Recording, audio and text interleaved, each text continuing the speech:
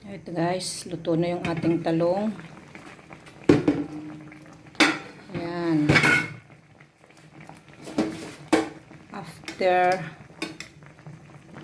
luto na siya. Huwag masyadong lutong-luto para hindi siya masyadong malambot yung. Ayan.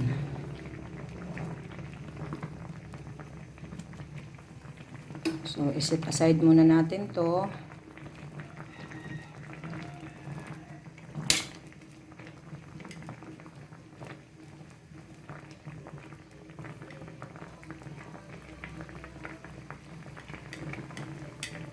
Ayan, luto na. Ayan, luto na guys. So, iset aside natin at palamigin.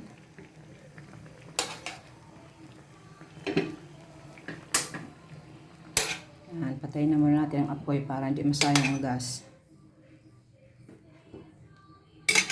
Okay.